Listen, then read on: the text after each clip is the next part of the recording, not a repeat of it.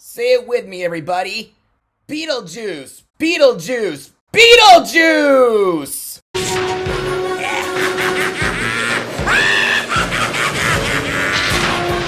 Showtime! Good evening, everybody. I'm Joshua Orro, the Mustang Prince, and welcome to Mustang Prince Orro Reports. Now, as you can tell by that opening earlier, then you probably already figured out what movie I'll be blogging tonight. And believe me, I've been wanting to blog this for several months, especially with the new sequel currently in theaters. But question is, does this movie still hold up after over 30 years? Well, we're about to find out. Released on March 30th, 1988, the movie is Beetlejuice. Now, this is the story of Adam and Barbara Maitland, who live in a beautiful house in New England. One day, while driving home, they get killed in a terrible car accident, and they are now haunting their country residence. When their house is purchased by the Dietz family, the Maitlands try to scare them away, but doesn't go very successful. Their efforts attract Beetlejuice, a rambunctious spirit whose help quickly becomes dangerous for the Maitlands and innocent Lydia, and the three must work together to contain him in order to save her family. So, what are my thoughts on this movie? Well, in my opinion, this is a classical horror comedy, and it's one of my favorite films that Tim Burton has ever given us. And to further explain why I love this movie, let's head over to Mustang Notes.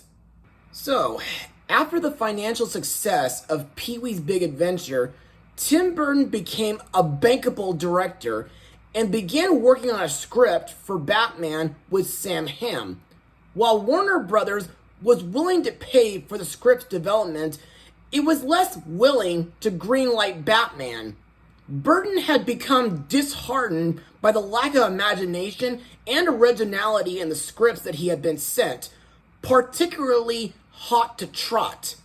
Michael McDowell and Larry Wilson formed a partnership with entertainment attorney Michael Bender, and Beetlejuice was their first original project. After developing the story, McDowell and Wilson decided they would write their first draft of the screenplay together, while Wilson would only take story by credit as well as his producer credit. The original script was far less comedic and much more darker, but later, Warren Scarron did a rewrite which shifted the film's tone, eliminating the graphic nature of the Maitland's death and further developing the concept created by McDowell and Wilson that the afterlife is a complex bureaucracy. It also added to McDowell and Wilson's depiction of the limbo that keeps Barbara and Adam trapped inside their home.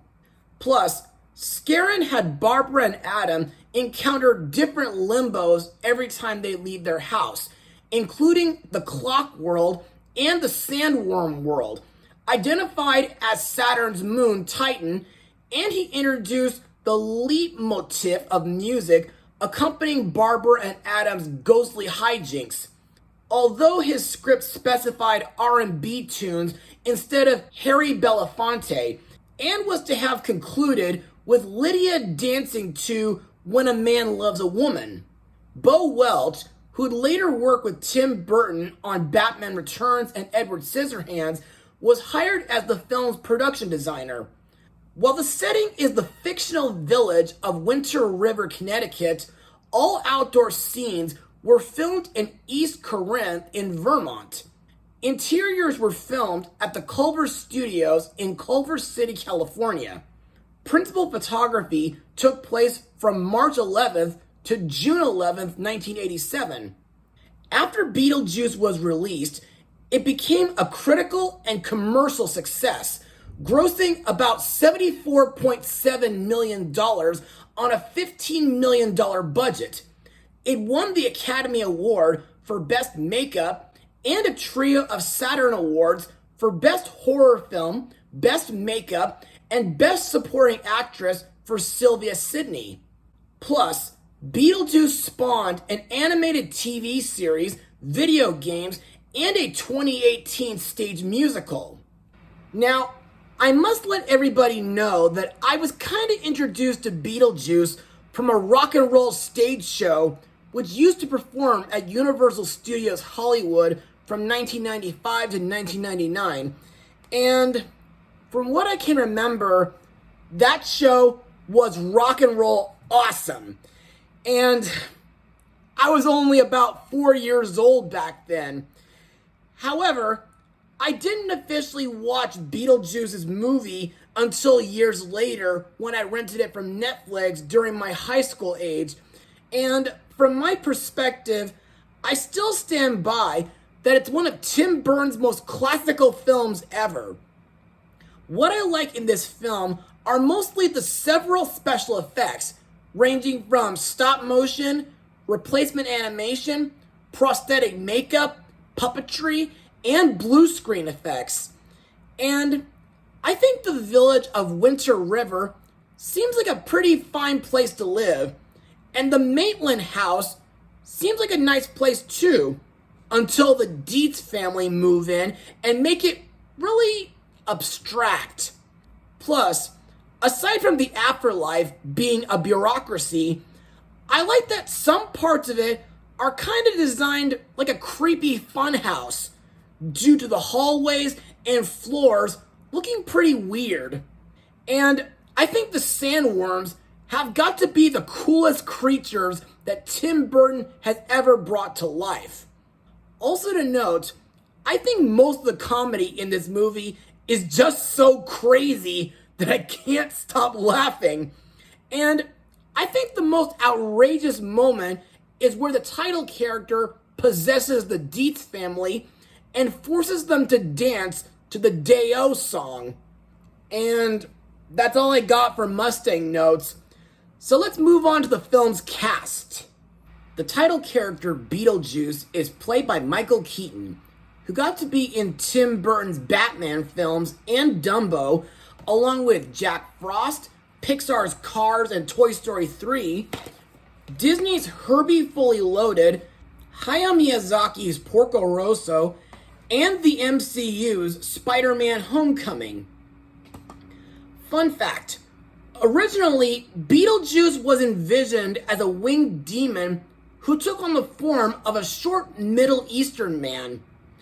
Anyway, to me, I don't really consider the ghost with the most as a villain per se.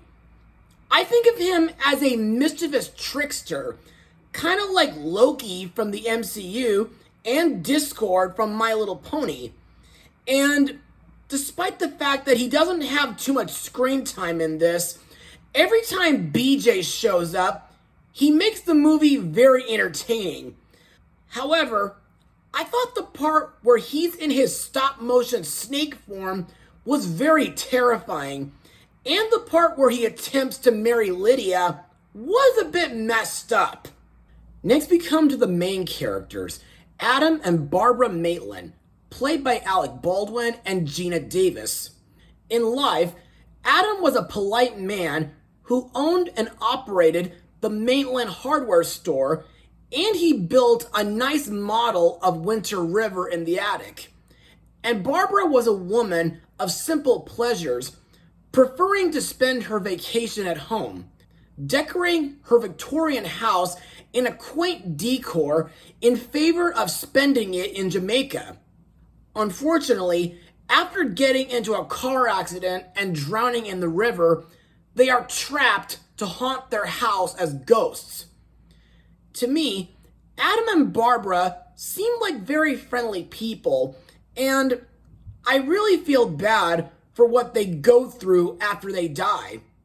And while it was a bit risky of them to summon Beetlejuice for help in order to scare the Dietz family away, I do like that they form a nice bond with Lydia as the film progresses.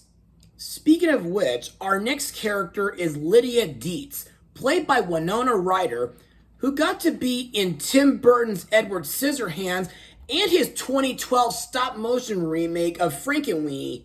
Lydia is a goth girl from New York City who moved to Winter River with her family. I find her to be the most interesting character in the entire film, and I also like her in the animated series as well. Anyway, Lydia can be an irritable but friendly girl. Plus, she can be very sensitive due to her goth attire, and she feels isolated in the world, mostly due to her parents not taking her seriously. Also to note, Lydia loves writing poetry, taking photographs, and she loves anything pertaining to the supernatural and paranormal. The last characters to talk about are Lydia's dad, Charles, and her stepmom, Delia, played by Jeffrey Jones and Catherine O'Hara. Charles used to work in real estate in New York City before his nervous breakdown, and Delia, well, she's an overdramatic artist as well as a perfectionist. In my opinion, these two are kind of a mixed bag to me. Aside from not taking Lydia seriously, they don't show any respect for the dead. But thankfully, after the incident involving Beetlejuice, Delia and Charles become more content to share the house with the Maitlands. Other actors in the film include Annie McEnroe as Jane Butterfield, Sylvia Sidney as Juno, and Glenn Shadix as Otho Fenlock. And now on to my final words. Overall, Beetlejuice is a timeless Tim Burton film and a classic horror comedy. The cinematic is excellent, the effects are mind-blowing, the story is eccentric and thought-provoking, and the comedy is absolutely crazy.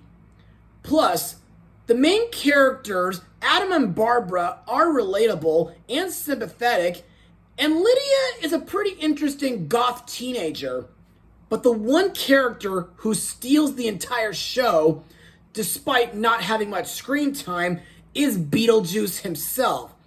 And I think Michael Keaton had a lot of fun playing him. Also, after watching this movie again, it makes me really excited to see the new sequel. Anyway, if you get the chance, be sure to watch this classic film before then, along with the animated series.